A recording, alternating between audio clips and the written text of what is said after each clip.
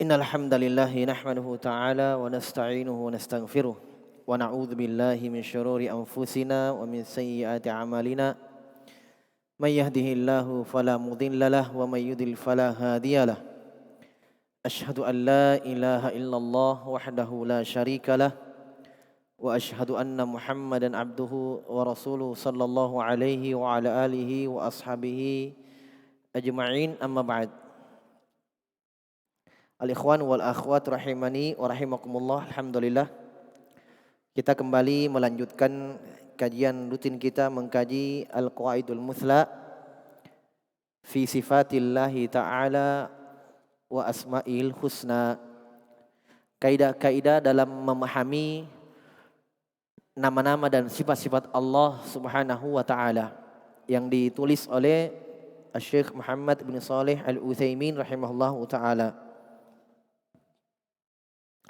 Kita masih dalam kaidah yang keempat.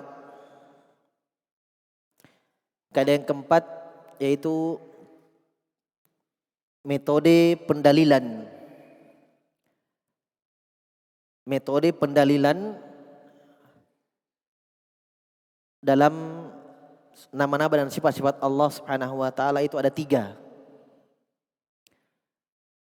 Pertama, ada namanya dilalah mutabaqah, ya, yaitu mengambil istidlal, pendalilan dari nama-nama Allah Subhanahu wa ta'ala sesuai dengan apa yang ada di dalam makna yang terkandung dalam nama itu. Beliau contohkan misalnya Al-Khaliq. Nama Allah Subhanahu wa ta'ala Al-Khaliq, yang maha mencipta. Metode pertama ini namanya mutabaqah, yaitu kita mengambil faidah, mengambil pendalilan dari semua makna yang terkandung di dalam nama Al-Khaliq. Misalnya dari nama Al-Khaliq, ketika Allah sebutkan namanya dalam Al-Quran bahwa Allah Al-Khaliq, pertama kita mengambil faidah bahwa Allah bernama dengan nama itu. Ya kan? Karena Allah namakan dirinya dalam Al-Quran dengan nama itu. Bahwa Allah Subhanahu wa ta'ala Al-Khaliq, dari Asmaul Husna, ya. Kemudian yang berikutnya kita mengambil pendalilan dari nama Al-Khaliq. Kita mengambil makna atau faidah bahwa Allah Subhanahu wa ta'ala bersifat, memiliki sifat maha mencipta. Al-Khalq. Kenapa? Karena terkandung di dalam nama Allah Subhanahu wa ta'ala Al-Khaliq, sifat penciptaan itu. Iya kan? Dari nama itu terkandung sifat bahwa Allah mencipta segala sesuatu. Mencipta segala sesuatu. Kemudian dari nama Al-Khaliq kita bisa mengambil faidah yang lain bahwa Allah Subhanahu wa ta'ala yang mencipta seluruh makhluk. Tidak ada yang keluar dari penciptaan Allah. Baik makhluk atas atau makhluk yang di bawah, semuanya di dalam pengaturan Allah Subhanahu wa ta'ala, penciptaan Allah Subhanahu wa ta'ala. Ini namanya metode mutabaqah, dengan menyebutkan seluruh makna yang ada. Metode kedua namanya metode at-tadammun, yaitu hanya mengambil satu faidah saja. Iya kan? Cuma satu saja kita mengambil. Misalnya dari nama Allah Subhanahu wa ta'ala Khaliq, kita mengambil kesimpulan bahwa Allah memiliki Asmaul Husna, nama-nama yang indah, di antara nama Allah Al-Khaliq. Sudah itu saja. Paham? Itu namanya tadammun, secara kandungan. Paham ya? Yang ketiga, ada namanya metode iltizam, konsekuensi. Paham? Dari nama Allah Subhanahu wa ta'ala Al-Khaliq kita bisa mengambil ilmu, bisa mengambil faidah secara konsekuensi bahwa Allah Subhanahu wa ta'ala itu maha berilmu. Dari mana kita ambil itu? Dari nama Allah Al-Khaliq. Ketika kita sudah yakini Allah mencipta, ya, dengan metode mutobaqah, metode tadamun tadi, kita bisa mengambil kesimpulan berarti Allah memiliki sifat ilmu, mengetahui segala sesuatu. Faham? Kenapa? Karena merupakan konsekuensi keharusan ketika Allah mencipta makhluknya, maka pasti Allah Subhanahu wa taala tahu dengan apa yang ia cipta. Berarti Allah memiliki sifat ilmu, mengetahui. Sebelum Allah menciptakan sesuatu, sebelum Allah menciptakan langit dan bumi dan makhluk seluruhnya, Allah sudah tahu apa yang Allah akan cipta itu. Paham ya? Tanpa melihat dalil, dengan menutup mata kita dengan ayat-ayat tentang keluasan ilmu Allah, tentang Allah mengetahui segala sesuatu dalam Al-Quran, itu jelas. Tapi kita bisa mengambil sifat ilmu dari Al-Khaliq. Sifat apa lagi kita bisa ambil di situ? Sifat apa? Sifat apa? Qudrah, kemampuan. Tanpa melihat ayat-ayat tentang nama Allah Al-Qadir, maha mampu, dalam segala perbuatannya. Itu jelas itu. Hanya ini kita bisa mengambil dari arah lain. Ya. Kita bisa mengambil faedah dari nama Al-Khaliq, Allah bersifat dengan kemampuan, qudrah. Kenapa? Karena konsekuensi dari keyakinan kita Allah mencipta, berarti Allah punya kemampuan, punya qudrah Allah. Tidak mungkin Allah maha mencipta kalau tidak punya kemampuan. Tidak mungkin Allah maha mencipta kalau tidak punya ilmu. Apalagi sifat apa? Iradah, keinginan. Iya kan? Penciptaan Allah terhadap makhluk tentu dengan iradah Allah. Itu secara konsekuensi namanya. Lawazim, keharusan. Jelas ya? Dan masih banyak sifat-sifat yang lain. Kalau kita katakan, kenapa kita bisa mengambil konsekuensinya? Kok bisa kita mengambil konsekuensinya? Kalau dari sisi yang pertama, kedua, mutabaqah tadammun itu jelas. Karena makna itu bagian dari nama Al-Khaliq. Faedah-faedah yang kita sebutkan tadi. Tapi secara konsekuensi, kita katakan karena ucapan Allah itu hak. Dan kaidahnya satu keharusan, konsekuensi dari ucapan Allah yang hak itu adalah hak. Kebenaran. Dan sudah kita jelaskan bahwa tiga kaidah ini masuk di dalam kaidah umum dalam tafsir Al-Quran. Makanya Syekh As-Sa'di disebutkan dalam Qaidul Hisan fi tafsir Al-Quran. Dalam menafsirkan Al-Quran, ayat-ayat ada dalam Al-Quran. Jadi kaidah ini sebenarnya tidak terkhusus pada nama-nama dan sifat-sifat Allah, tidak terkhusus. Hanya Ibnu Utsaimin rahimahullah memasukkan kaidah ini karena menyebutkan tentang kaidah-kaidah dalam memahami apa? Nama-nama Allah. Iya kan? Dan termasuk dari nama-nama Allah, termasuk bagian dari Al-Quran. Makanya disebutkanlah dalam pembahasan ini. Bisa kita mengambil, kita pakai, kita gunakan tiga metode pendalilan ini kepada nama-nama dan sifat-sifat Allah. Padahal sebenarnya tiga kaidah inilah yang dipakai oleh seluruh mufassirin. Makanya saat disebutkan dalam kaidah lisan, ini kaidah yang paling bermanfaat. Yang sangat bermanfaat. Ini mereka pakai dalam Al-Quran. Dalam memberikan penjelasan tentang tafsir Al-Quran. Terkhusus pada yang ketiga. Iya kan? Makanya bisa dari satu ayat mereka mengambil faedah banyak. Dari satu ayat yang ringkas. Karena dari sinilah Allah Subhanahu wa taala membukakan hidayah, taufik, ilmu. Di sinilah orang-orang berbeda-beda di sini. Sesuai dengan pemberian Allah Subhanahu wa taala. Tapi itu kan dengan adanya malakah ilmiah itu dengan terus diasah, terus dipelajari, belajar dengan guru. Kan begitu seperti itu para salaf dalam menafsirkan. Para sahabat pun seperti itu. Para sahabat radhiyallahu taala anhu, apa kata Ibnu Mas'ud? Yang kata Nabi, khudul Qur'ana an arba'ah. Ambillah Al-Quran itu dari 4 orang.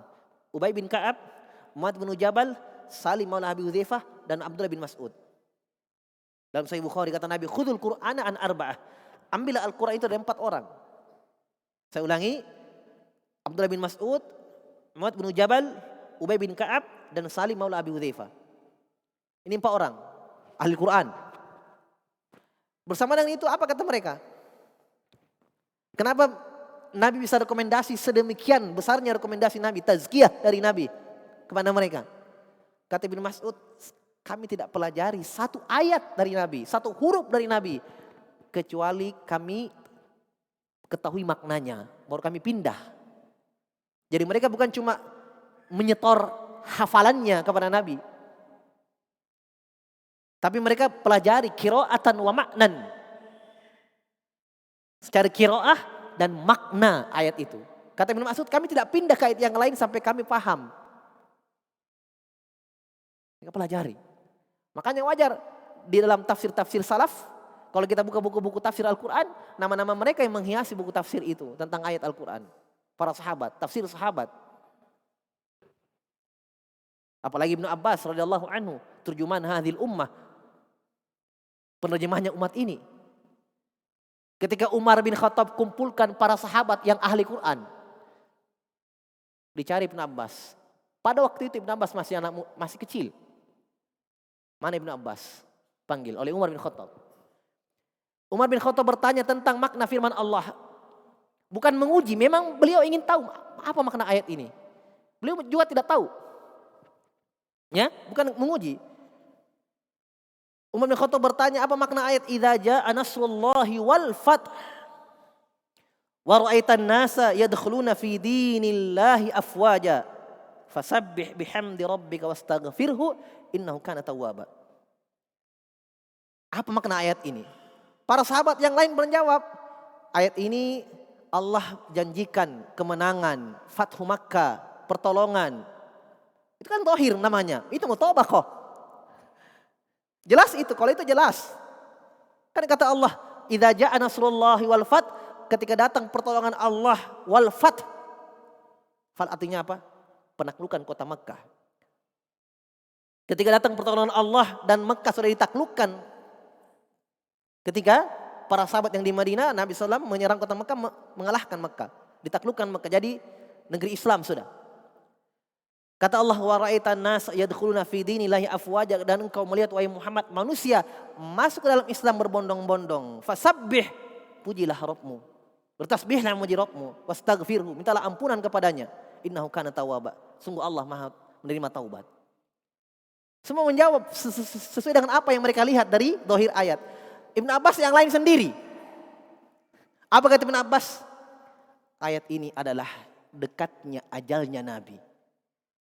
Subhanallah. Saya tidak melihat ayat ini maknanya kecuali dekatnya ajalnya Nabi. Ternyata betul. Cuma berapa bulan setelah turun ayat ini Nabi meninggal. Kenapa? Lihat ya kedalaman ilmu. Allah janjikan kemenangan, setelah itu manusia masuk Islam berbondong-bondong, isyarat dari Allah selesainya tugasnya Nabi. Selesai itu apa? Ajal. Ya tidak? Kedalaman ilmu. Umar ditanya, bagaimana pendapatmu ya Umar? Saya tidak memahami itu sebagaimana apa yang kamu jawab tadi. Itu sudah. Itu sudah. Iya.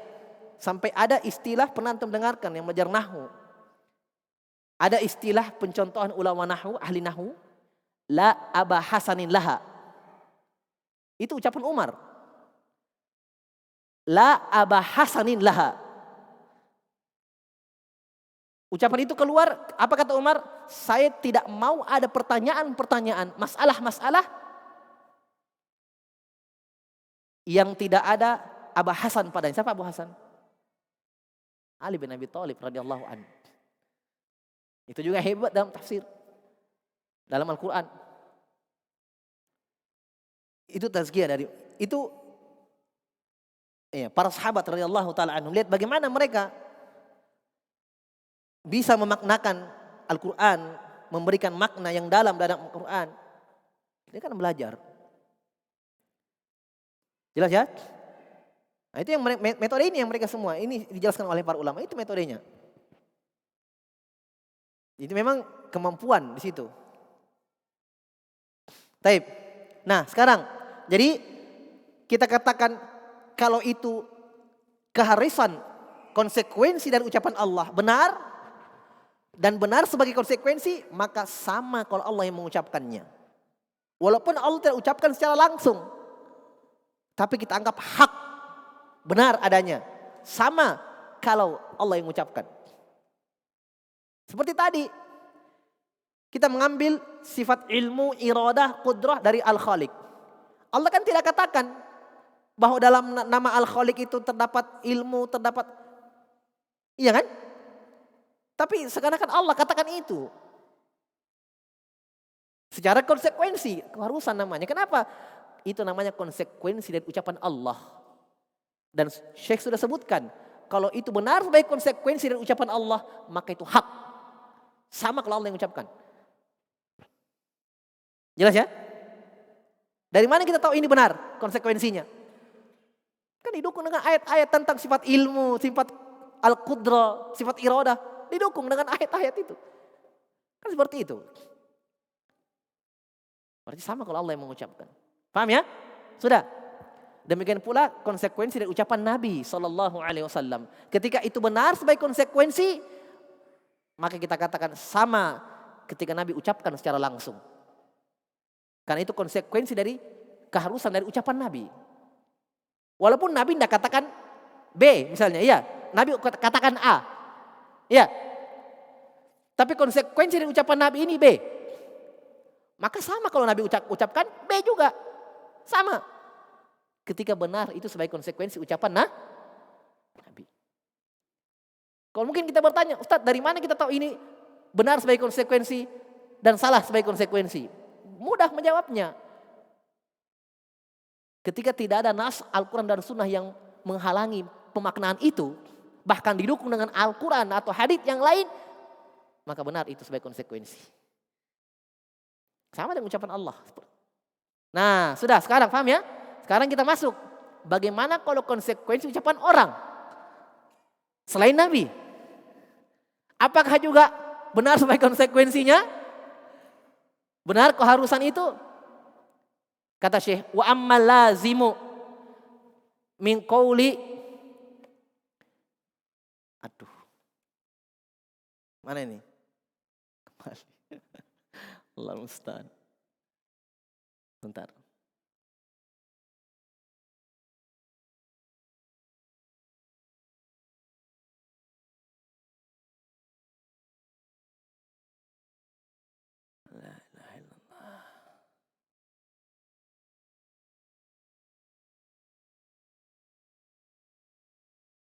Ya. Qala rahimahullah wa amma lazimu min qawli ahadin siwa qawlillahi wa rasulih falahu thalathu halatin. Adapun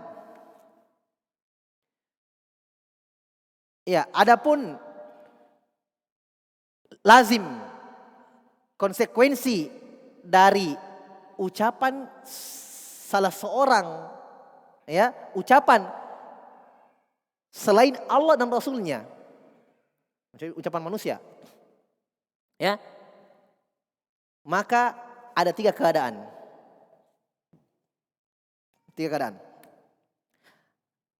Pertama, al-ula ayyudhkara lil qail wa yaltazimu bih. Disebutkan kepada orang yang mengucapkan ucapan itu. Faham? Maksudnya begini, jangan dulu nulis. Ketika ada yang mengatakan satu ucapan, maka kita datang. Ucapanmu ini konsekuensinya. Iya, dia tidak ucapkan ini, tapi ucapan yang lain dia ucapkan. Tapi kita katakan, kita datang. Ucapanmu yang tadi kau ucapkan, ini konsekuensinya. Kita sebutkan kepada dia. Faham? wa yaltazimu bih, dan dia akui, iya, bahwa konsekuensi itu dari ucapan saya. Saya anggap dia sebagai konsekuensinya. Berarti jawabannya apa? Sama kalau dia ucapkan karena dia akui. Ya, itu konsekuensi ucapan saya. Benar, betul. Contoh, mislu ayyakula mayan fis sifat fi'liyah lima yusbituha. Contoh, ucapan orang yang menafikan sifat-sifat fi'liyah.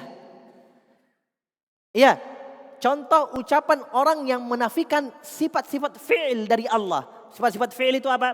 Nanti katakan sebutkan ada kaidahnya. Sifat-sifat fi'il itu adalah sifat-sifat Allah yang kaitannya dengan perbuatan Allah. Mencipta, turun di langit ketujuh, ya, di langit dunia. Marah, benci, cinta. Ya, ini sifat perbuatan yang sifatnya fi'il. Paham? Beda dengan tangan Allah. Ya, wajah Allah. Ya, sifat fi'liyah itu adalah sifat, nanti ada kaidahnya nanti, sifat yang Allah lakukan sesuai dengan kehendaknya. Faham? Sesuai dengan keinginannya. Cinta, benci. Iya kan? Sesuai dengan kehendak Allah. Kenapa? Karena ada yang Allah cintai, ada yang Allah benci. Turun di langit dunia dan seterusnya, dari sifat-sifat yang terkait dengan kehendak Allah dan keinginannya. Paham ya? Nah, orang-orang yang menafikan sifat fi'il, dia mengatakan kepada orang liman yusbituha, kepada orang yang menetapkan. Saya tanya, siapa yang menetapkan sifat fi'iliyah? Ahlu sunnah, kita. Iya kan? Jadi orang-orang yang menafikan sifat itu dari orang-orang Jahmiyah, Mu'tazilah, Asy'ariyah, Maturidiyah, dan Kulabiyah dan semisal mereka, katakan kepada kita ahli sunnah. Yalzamu min isbatika sifatil fi'liyah lillah azza wa jal. Yalzamu min isbatika sifatil fi'liyati lillahi azza wa jal ayyakuna min af'alihi ma huwa hadisun. Titik sampai sini dulu ya. Kata mereka kepada ahli sunnah, ya ahli sunnah, kalian tetapkan sifat-sifat fi'il untuk Allah, turun, mencintai, benci. Ahli sunnah menjawab, iya, kami tetapkan sifat itu. Kata mereka, mengharuskan, nah perhatikan, berarti dia kasih kita apa? Konsekuensi.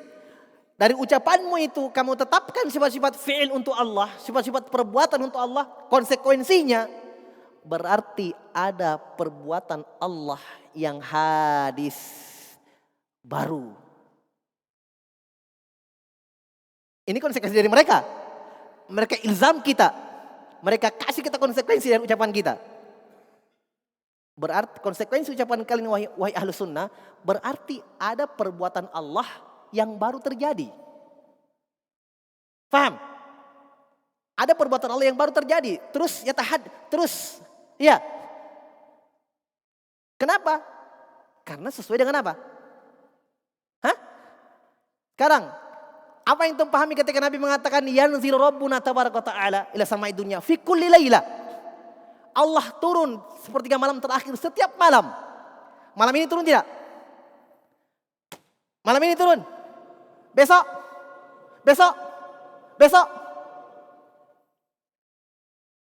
Berarti ada perbuatan Allah yang baru. Paham kan? Pagi turun tidak? Tidak. Nanti malam kata Nabi SAW, fi kulli lailah. Berarti ada perbuatan Allah ya, yang baru. Paham? Apa kata ahlu sunnah? Fayakulul musbit. Ahlu sunnah yang menetapkan sifat itu mengatakan, na'am. Saya akui. Betul. Itu kan konsekuensi. Iya kan? Kata Nabi, yanzil rabbuna, Allah turun di langit dunia fi kulli lailah, setiap malam.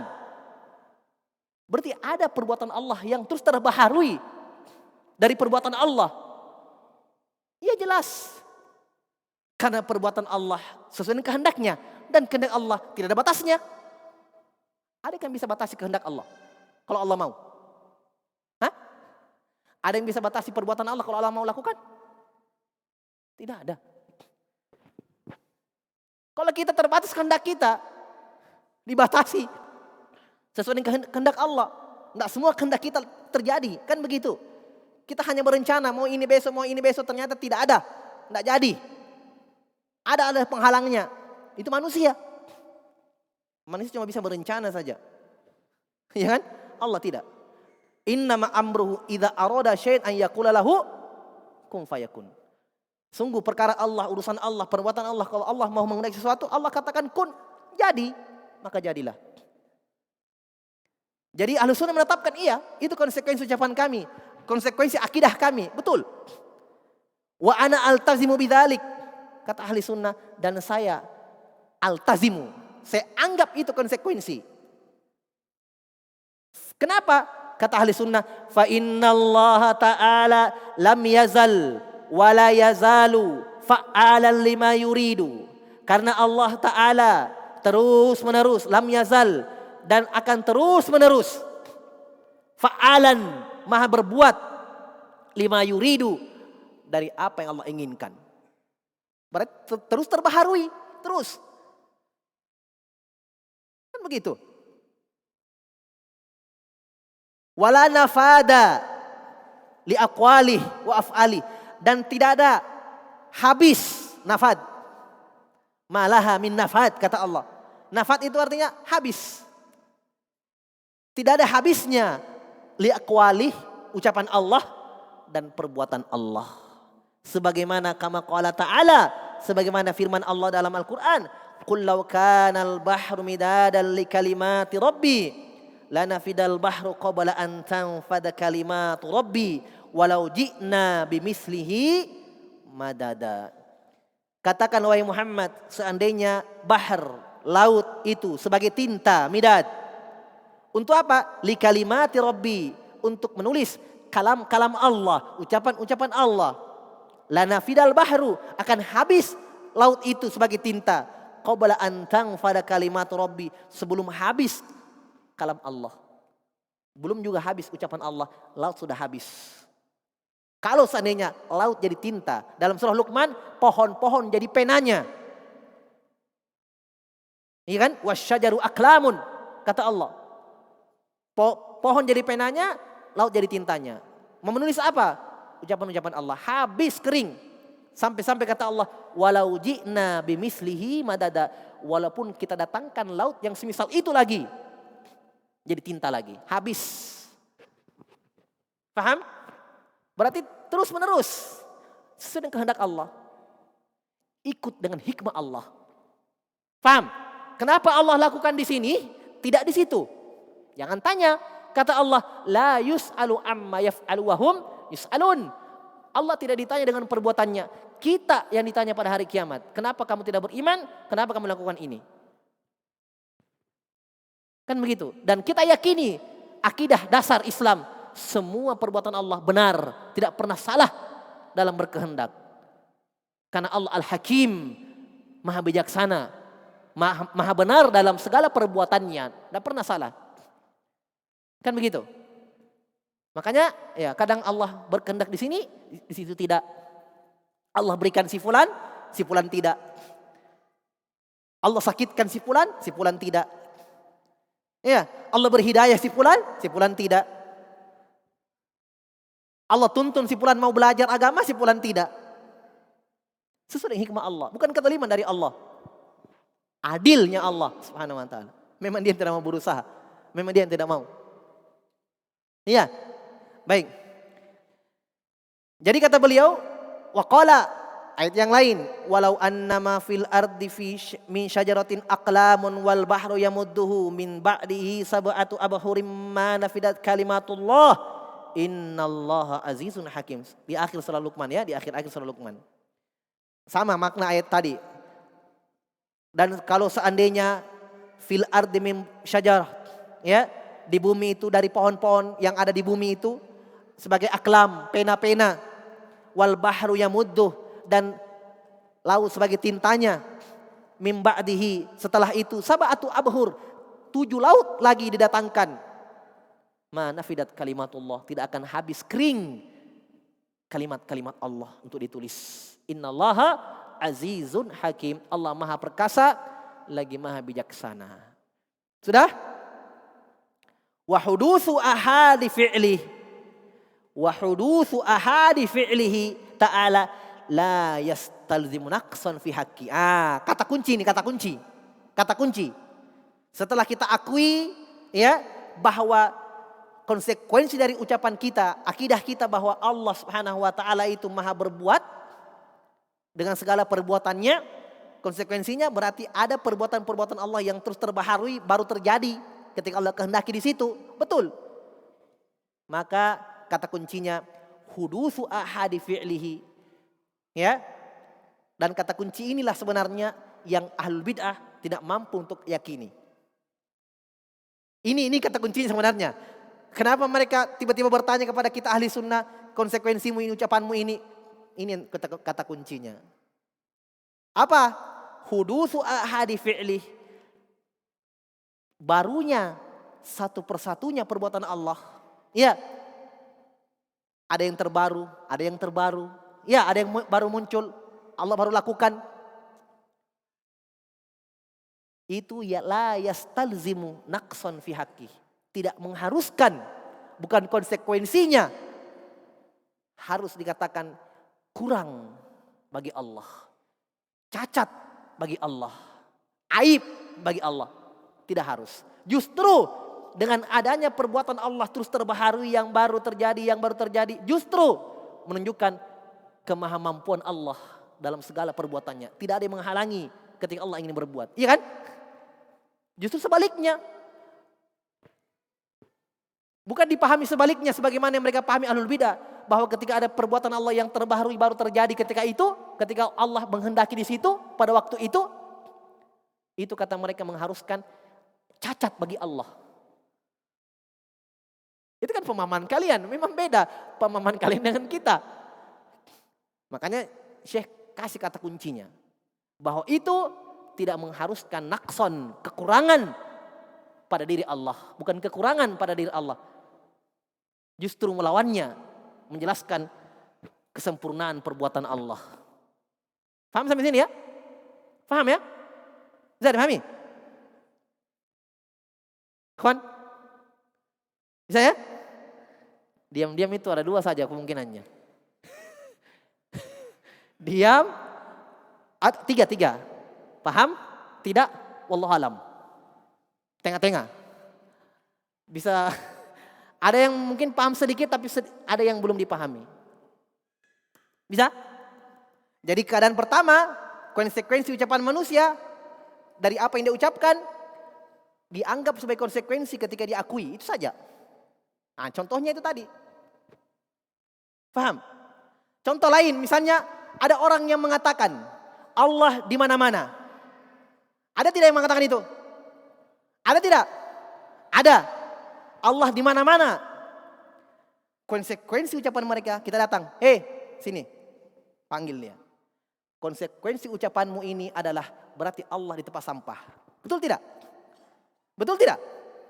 Kan mereka tidak katakan secara langsung bahwa Allah di tempat sampah, Allah di WC. Mereka tidak katakan itu. Yang mereka katakan Allah di mana-mana. Nah, sekarang bisa tidak kita anggap ini sebagai konsekuensi ucapan mereka? Kalau diakui ya, berarti cocok. Bisa kita katakan orang-orang seperti ini mengatakan Allah di tempat sampah. Walaupun dia katakan cuma Allah di mana-mana. Kenapa? Karena diakui sebagai konsekuensinya. Kan begitu. Dia katakan A, konsekuensinya B. Kita datangi, ucapanmu ini A, ini B konsekuensinya. Kalau dia katakan iya, sama kalau dia katakan B. Secara tidak langsung. Kan begitu. Paham ya? Nah, baik. Keadaan kedua. Al-halah tsaniyah. Keadaan kedua. Ayyudhkara lahu wa yamna'u talazuma bainahu wa baina qawlih. Keadaan kedua disebutkan bagi orang yang mengucapkan tadi bahwa ini konsekuensi ucapanmu. Tapi yamna'u talazum, dia tidak akui sebagai konsekuensi. Yamna, dia melarang, menghalangi, yaitu dia tidak akui dan tidak mau akui dia, tidak mau. Dia hanya mengakui, saya ucapkan A. Apapun konsekuensinya, saya tidak akui. Yang penting A saya ucapkan. Ya, paham ya? Kalau yang tadi diakui, kalau ini dia tidak akui. Dia tidak akui itu sebagai konsekuensi. Mislu ayyakula nafi lisifati liman yusbituha. Contoh, ucapan orang-orang yang nafi, menafikan sifat-sifat Allah. Dia mengatakan kepada orang yang menetapkan. Siapa yang menetapkan sifat Allah? Siapa yang menetapkan sifat Allah? Ahlu sunnah. Yang menafikan itu ahlul bid'ah. Orang-orang Jahmiyah, Mu'tazilah, Asy'ariyah dan semisal mereka. Mereka katakan kepada ahli sunnah. Kita ahli sunnah menetapkan Allah punya tangan, Allah punya wajah, Allah memiliki sifat-sifat yang Allah sifatkan untuk dirinya dalam Al-Quran. Tapi ingat, ahli sunnah tidak meyakini bahwa itu sama dengan makhluk. Kenapa? Karena Allah juga katakan dalam Al-Quran, laisa kamitslihi syai', tidak ada yang serupa, yang semodel, yang sama, mirip dengan Allah Jalla Jalaluhu. Tidak ada. Paham ya? Nah, mereka datang kepada ahli sunnah. Ahli sunnah, kalian tetapkan nama-nama dan sifat-sifat Allah. Kita kata iya. Apa kata mereka? Yalzamu min isbatika ayyakunallahu ta'ala musyabihan lil khalqi fi sifati. Kata mereka, konsekuensi dari akidahmu, konsekuensi dari ucapanmu wahai ahlu sunnah, bahwa Allah punya tangan, Allah punya wajah, Allah melihat, Allah mendengar, Allah turun.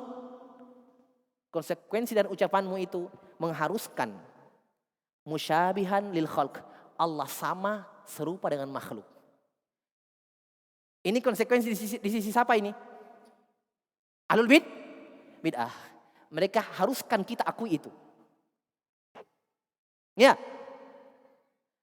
Haruskah sama ketika sama namanya dengan sama bentuknya? Harus? Sebelum saya lanjut, haruskah? Tidak. Ini gampang sekali dibantah ini sebenarnya. Iya kan? Mereka akui daripada kenyataan. Ayam punya kaki, gajah punya kaki, sama-sama namanya kaki. Gak beda bentuknya. Kaki gajah sesuai dengan dia, kaki ayam sesuai dengan dia. Padahal sama kaki. Hakikatnya beda. Nah, kenapa pada Allah kalian tidak mampu memahami perbedaan itu? Kenapa pada Allah kalian haruskan sama dengan makhluk? Sehingga itu membawa kalian untuk mengatakan Allah tidak punya tangan, Allah tidak punya pendengaran dan penglihatan. Kasihan kalian. Pada makhluk mereka saksikan, pada Allah tidak mau. Kok bisa? Paham ya? Tidak mengharuskan sama namanya, sama bentuknya. Nah, sekarang mereka ilzam ahlu sunnah. Itu konsekuensi akidah ucapan kalian bahwa Allah punya pendengaran dan penglihatan, mengharuskan sama dengan makhluk. Fayakulul musbit, maka ahlu sunnah yang menetapkan itu mengatakan la yalzamu dzalik. Tidak mengharuskan itu. Berarti tidak boleh dong kalian sandarkan bahwa ahlu sunnah menyamakan Allah dengan makhluk. Oh, tidak bisa kalian katakan itu. Kami tidak katakan itu dan kami tidak akui itu sebagai konsekuensi. Kenapa? Terbantah juga dengan ayat. Laisa kamitslihi syai'. Jadi bukan memang kita yang tidak anggap itu sebagai konsekuensi, bukan cuma kita, Allah sendiri yang menafikan bahwa itu bukan konsekuensi dari sifat-sifat Allah. Laisa kamitslihi syai', kata Allah, tidak ada yang serupa dengan Allah sedikit pun. Paham? Maka la yalzamu dzalik, tidak harus. Tidak mengharuskan itu. Kenapa? Li'anna sifati al-khaliq mudafatun ilaihi lam tudkar mutlaqatan hatta yumkina ma alzamta bih. Kenapa? Karena sifat al-khaliq, siapa al-khaliq? Allah. Sifat-sifat Allah dalam Al-Quran mudofatan ilaih. Perhatikan kata mudofatan, itu kata kunci. Karena sifat-sifat Allah semuanya mudofatan, disandarkan kepada Allah. Tidak ada sifat satupun dalam Al-Quran untuk Allah. Allah sebutkan tidak ada Allah di situ. Semua disandarkan kepada Allah. Mungkin pakai lafzul jalalah atau pakai kata ganti seperti yadahu, tangannya. Ya, rahmat Allah. Yang jelas selalu penyebutannya mudhofah. Disandarkan kepada Allah. Faham? Kenapa? Karena ketika disandarkan itulah yang membedakan antara Allah dan makhluk. Faham? Kalau tidak ada penyandarannya, oke, tangan. Ada unsur kesamaan. Ya kan? Sama-sama punya tangan. Kita semua manusia, kata tangan. Sama. Dalam artian apa? Semua punya tangan. Di situ saja unsur kesamaannya. Paham? Taib, saya sandarkan. Tangannya Ahmad, tangannya Zaid. Nah, sekarang sudah ada penyandarannya. Bukan lagi tangan umum, tapi tangannya Ahmad, tangannya Muhammad, tangannya Zaid. Ya, tangannya Fadil. Misalnya 4 orang ini nama. Paham? Berarti ketika saya sandarkan tangan itu, hilanglah unsur kesamaan. Kenapa? Karena sudah ada pemiliknya. Iya kan? Tangannya Ahmad tidak mungkin dipakai sama Zaid. Mana ada? Iya kan? Tangannya Ahmad umur 5 tahun. Zaid umur 20 tahun. Sama? Tidak. Sesuai dengan dia. Kenapa? Karena sudah saya sandarkan kepada pemiliknya. Hilanglah kesamaan. Nah, sifat-sifat Allah dalam Al-Quran semua disandarkan dengan Allah. Berarti kalau kalian samakan dengan makhluk, dosa besar. Kenapa? Kalian sudah berbicara atas nama Allah tanpa ilmu. Kau pernah lihat? Enggak. Paham? Paham ya? Taib. Jadi kata beliau, semua disandarkan mudhafah ilaih kepada Allah. Lam tudkar mutlaqatan. Tidak pernah disebutkan secara mutlak. Mutlak itu tidak ada penyandarannya. Coba lihat ketika Allah ingin sebutkan Allah mendengar. Wahuwa. Dialah Allah. Ada penyebutan. Wahuwa sami'ul basir. Allah maha mendengar lagi maha melihat. Sandarkan kepada Allah.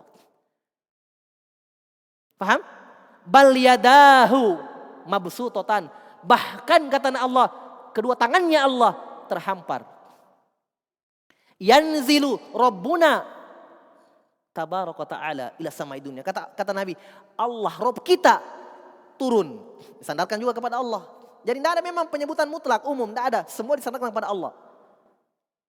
Karena memang tujuannya itu jamaah sekalian, tujuannya disebutkan itu untuk kita agar kita imani bahwa itu untuk Allah. Itu intinya. Makanya sandarkan kepada Allah.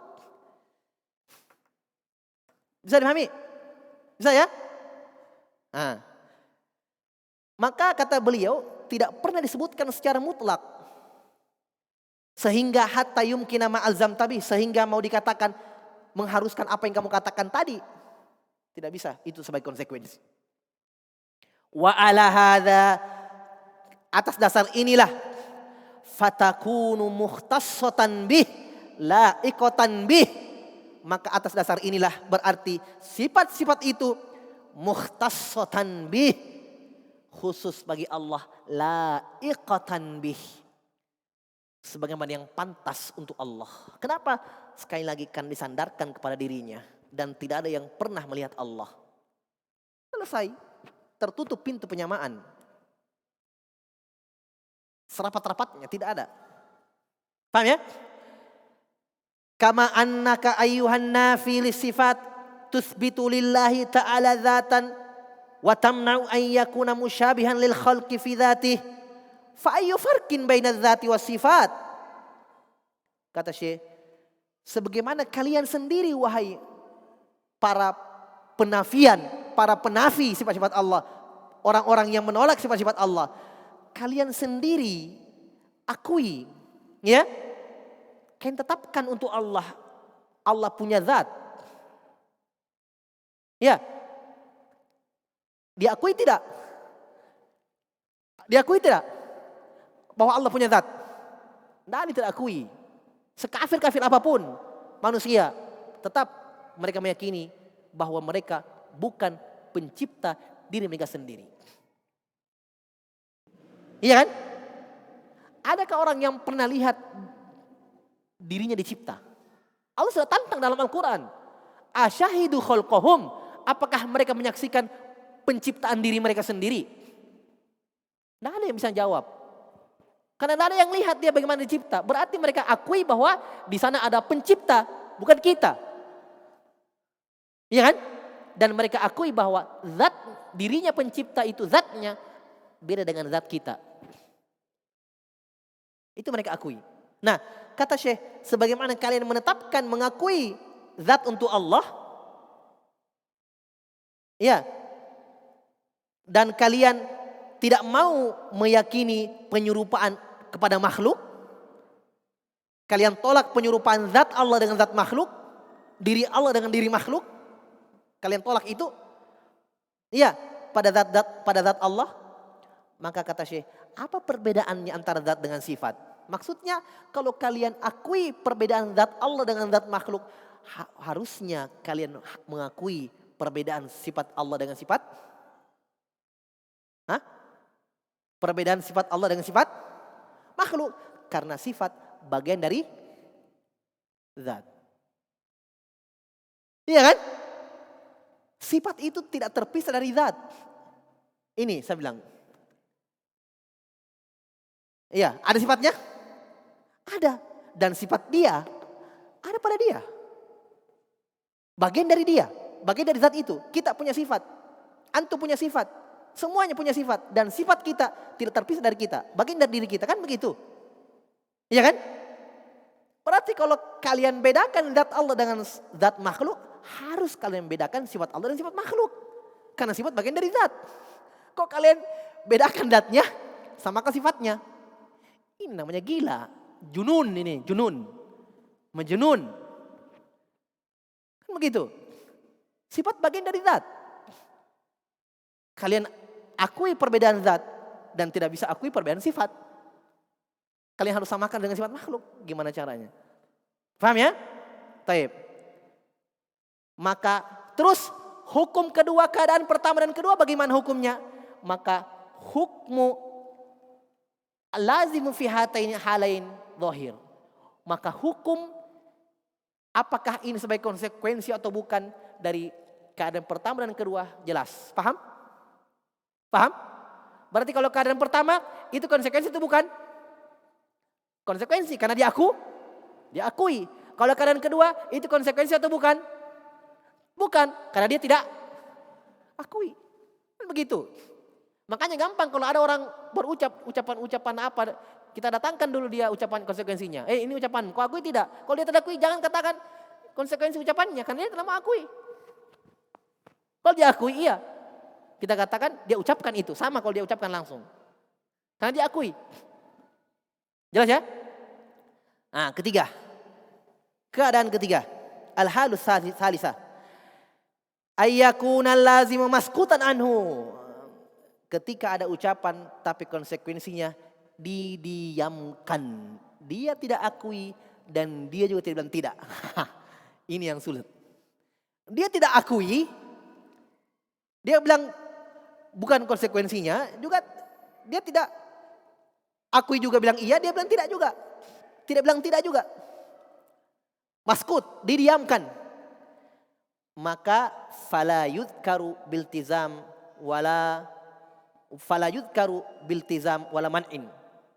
Maka tidak boleh dianggap atau disebut itu sebagai konsekuensinya dan tidak boleh juga kita katakan itu bukan konsekuensi ucapannya. Kenapa? Karena dia tidak pernah akui dan tidak pernah bilang tidak. Faham? Paham? Paham maksudnya? Jadi jawabannya kalian ketiga yang didiamkan ini tidak boleh kita anggap sebagai konsekuensi ucapannya dan tidak boleh juga kita katakan bukan konsekuensi ucapannya. Paham? Kan dia tidak bilang tidak. Kalau keadaan kedua dia bilang tidak, ya tidak boleh. Tapi ini dia tidak bilang tidak, dan tidak bilang juga iya. Maka apa keadaannya? Tidak boleh disebutkan ini sebagai konsekuensinya dan tidak boleh dikatakan juga ini bukan konsekuensinya, ucapannya. Karena dia tidak akui juga, tidak juga mengatakan tidak. Fahukmuhu fi hadhil hal alla yunsaba ilal qail. Maka hukum dari keadaan ketiga ini tidak boleh disandarkan kepada pengucapnya. Tidak bisa. Karena maskut, didiamkan. Li'annahu yahtamilu law dzikra lahu, karena ada kemungkinan yahtamil law dzukira lahu ayyaltazima bih aw yamna'u talazum. Karena ada kemungkinannya kalau dibawakan konsekuensi ucapannya, diperdengarkan di depannya, ini konsekuensi ucapanmu. Mungkin dia ingkari, mungkin dia akui. Iya kan? Ada dua kemungkinan. Misalnya ada orang yang mengucapkan sesuatu, tidak pernah kita perdengarkan, kita datangi, tidak pernah. Apakah boleh kita katakan ini konsekuensi ucapannya? Jangan dulu dong. Kan belum kita perdengarkan, belum kita datangi dia, iya kan? Dia belum akui dan dia juga belum ingkari. Misalnya ada dua kemungkinan, fi ihtimal lain. Paham ya? Maka tidak boleh dong kita sandarkan kepada dia bahwa ini ucapanmu, karena dia belum akui. Paham? Ada kemungkinan kata beliau kalau seandainya disebutkan di depannya, untuknya disebutkan bahwa ini konsekuensi ucapanmu, ada dua kemungkinan. Mungkin dia yaltazim, diakui sebagai iltizam, konsekuensi, dan mungkin dia yamna, mungkin dia tidak akui sebagai konsekuensi. Ya, makanya tidak boleh dong kita katakan orang-orang sufi itu mengatakan Allah di tempat sampah. Karena mereka tidak katakan itu. Ya kan? Yang mereka katakan Allah di mana-mana. Tapi kita katakan konsekuensi ucapan mereka ini itu. Maka kita harus datangi dulu. Iya kan? Kalian mengatakan Allah di mana-mana? Oh ya, sini dulu. Panggil. Konsekuensi ucapanmu Allah Subhanahu wa taala di tempat sampah. Kira-kira apa yang pasti berpikir dulu kan? Oh iya, ini konsekuensi ucapan saya ini kalau di mana-mana ini. Kan di mana-mana masuk di tempat sampah dengan WC. Iya kan? Di tempat-tempat kotor, itu konsekuensi. Nah, kalau dia akui, baru kita katakan orang-orang sufi yang mengatakan Allah di tempat kotor. Baru karena diakui. Paham ya? Itu contoh saja, pencontohan. Ya. Adapun mungkin kalau mereka ada yang akui atau mereka memang iyakan, kita belum tanya. Terserah mereka itu kan begitu. Itu contoh saja dari konsekuensi satu ucapan. Konsekuensi satu ucapan. Taib. Wa yahtamilu law dzukira lahu fatabayyana lahu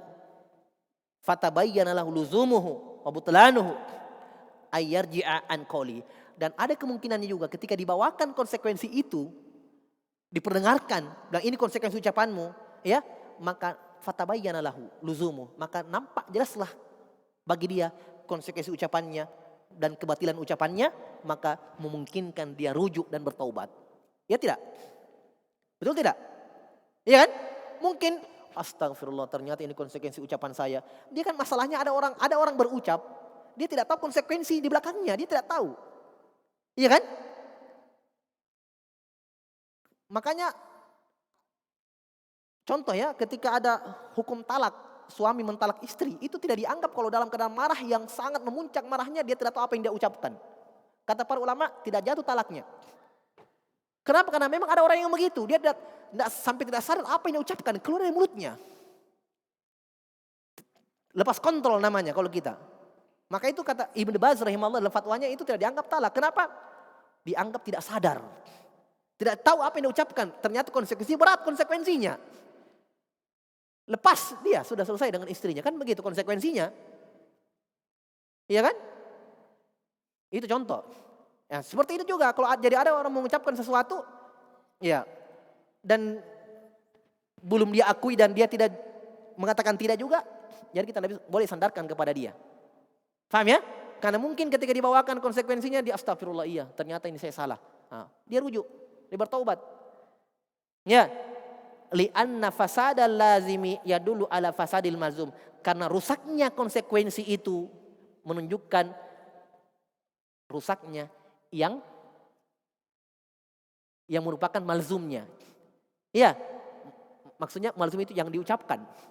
Rusaknya konsekuensi satu ucapan menunjukkan rusaknya ucapannya. Paham? Iya kan? Kan rusak itu dikatakan Allah di tempat sampah. Rusak tidak? Rusak tidak? Rusak. Berarti ucapan mereka Allah di mana-mana rusak. Karena konsekuensinya rusak. Kan begitu. Hasil dari yang rusak. Konsekuensi dari ucapan mereka rusak juga. Menunjukkan rusaknya ucapannya. Jelas ya? Taib. Wali wurudu hadzainil ihtimalain, maka dengan sebab adanya dua kemungkinan ini, yaitu kemungkinan dia bertaubat, kemungkinan dia ingkari perbuatan itu atau ucapan itu, maka ada dua kemungkinan ini. La yumkinul hukmu bi anna lazimal qawlu qawlun. Tidak mungkin dihukumi bahwa konsekuensi ucapannya adalah ucapannya. Ya, tidak mungkin kita hukumi bahwa konsekuensi ucapannya si fulan adalah ucapannya si fulan. Paham ya? Dia tidak ucapkan itu dan dia tidak akui. Nah, jadi kalau antum ditanya, apakah konsekuensi ucapan itu ucapan? Apa jawabannya? Dari tiga yang kita sudah pelajari tadi. Kalau antum ditanya, apakah konsekuensi satu ucapan adalah ucapan? Jawabannya apa? Jangan sampai habis lalu teriak-teriak tidak tahu. Antum ditanya, apakah konsekuensi satu ucapan itu ucapan? Dirinci. Kalau diakui, maka ucapan. Kalau tidak diakui, bukan ucapan. Kalau tidak pernah diperdengarkan di ilzam dia, maka bukan ucapannya. Karena ada kemungkinan tadi, ada kemungkinan kalau dia dengarkan dia taubat, karena dia tidak sadar apa yang dia ucapkan mungkin, atau dia tidak sengaja, atau dia keluar karena emosi ucapannya dan seterusnya. Ya, taib, sudah jelas. Maka fa'inqila, tapi kalau ada satu pertanyaan lagi, fa'inqila kalau dikatakan, idza kana hadzal laziman min qauli, tapi kalau konsekuensi ucapannya sangat jelas dari ucapannya. Iya, konsekuensinya sudah hampir mirip dengan ucapannya. Paham? Sangat jelas sebagai konsekuensi. Dan bagaimana? Seperti tadi misalnya, kalau mengatakan Allah di mana-mana, konsekuensinya ada tempat sampah. Kan ini jelas sekali konsekuensi. Iya. Dan contoh-contoh yang lain, bagaimana kira-kira kalau memang konsekuensi itu adalah sangat jelas mirip dengan ucapannya. Kata beliau, lazima ayyakuna qawlan lahu li'anna dzalika huwal aslu la siyama ma'a qurbi talazum. Kalau ada yang mengatakan bagaimana kalau ucapan itu sangat jelas? Iya, berarti lazima ayyakuna qawlan lahu, berarti mengharuskan itu kalau ucapannya, karena apa kalau orang Bekasi bilang nassa sekali nih. Hah? Jelas sekali itu konsekuensi ucapannya. Walaupun dia tidak ucapkan secara langsung tapi jelas sekali. Kalau ada yang katakan begitu bagaimana? Dia mungkin pertanyaan ini dia tidak terima rinci-rincian tadi, tidak terima dia. Iya, tidak terima dia kalau tidak usah rinci-rinci. Ini nassa sekali nassa hasilnya. Jelas. Gimana? La siyama ma'a qurbi talazum, apalagi sangat dekat antara konsekuensi dan ucapannya, sangat erat kaitannya. Tidak bisa dipisah. Apa? Bagaimana kira-kira? Hah? Kata Ibnu Utsaimin, kita jawab. Hadza madfu. Alasanmu itu tertolak. Madfuun. Kenapa? Bi annal insana basyarun. Ya akhi, manusia itu manusia. Manusia itu basyar, manusia. Tempatnya kesalahan, tempatnya lupa. Iya. Walau halatun nafsiyah. Ada keadaan-keadaan tersendiri, keadaan-keadaan pribadi. Iya, keadaan-keadaan jiwa yang kadang tidak jelas. Lagi marah, lagi tidak konsentrasi, banyak masalah. Masalah dengan istrinya, masalah dengan suaminya, masalah dengan tempat kerjanya. Sampai dia ucapkan sesuatu yang dia tidak pikir konsekuensinya. Iya kan? Betul tidak? Walaupun sangat dekat konsekuensinya, walau. Masalahnya manusia ini, manusia. Iya. Ada halatun nafsiyah wa kharijiyah. Iya. Ada perkara-perkara luar, misalnya ada masalahnya, ada ininya dan seterusnya. Tekanan jiwa, tekanan batin. Yang tujibu zuhula anil lazim. Yang mengharuskan dia lalai. Tidak fikir akan konsekuensi ucapannya. Betul? Betul. Banyak keadaan-keadaan. Faqada yaghful, kadang dia lalai. Yashu, dia lupa. Au yang ghaliku fikru, atau fikirannya sedang terikat. Maksudnya pokoknya tidak konsen sudah. Banyak sekali masalahnya. Belum lagi debt collector kejar-kejar. Hah? Cicilan nunggak, apalah. Pokoknya jangan kau coba-coba dekati orang begini nih, bahaya. Makanya dilarang. La, kata Nabi SAW, la yahkum la yakdil qadi wa huwa ghadban. Janganlah satu hakim, ya, hakim itu janganlah dia ketok palu memutuskan perkara dia dalam keadaan marah. Jangan, dilarang oleh Nabi. Betul tidak? Dilarang hakim, ya, bertikai orang di depannya, dia didatangi masalah, bertikai orang, dia jadi hakimnya, tidak boleh dia putuskan perkara dalam keadaan marah. Dilarang oleh Nabi. Kenapa? Jelas. Orang lagi marah, lagi banyak stres. Pak, ini Pak, dia curi motorku. Pulang. Kamu yang benar, dia yang salah. Iya kan? Tidak jelas. Jawabannya tidak diterima. Dia belum tanya siapa, apa tanda-tandanya motormu, bagaimana, siapa pencurinya. Langsung, ya kamu benar, ya motormu ambil sana. Keluar semua. Dilarang. Menghukumi itu, qadi harus dengan ilmu, dengan tenang.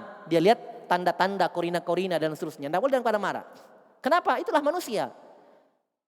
Kan ucapan-ucapannya itu kadang tidak sadar dia ucapkan. Ya, dia tidak pikir konsekuensinya. Apalagi au yaqulul qaula fi madayikil munadharat, atau kadang dia ucapkan satu ucapan lagi terdesak dia, terhimpit ketika berdebat. Nah, ada juga seperti itu. Iya kan? Lagi berdebat sudah mau kalah, ya, tiba-tiba dia ucapkan satu ucapan yang dia tidak pikir konsekuensinya. Karena dia sudah mau membela diri ini. Lagi kalah berdebat.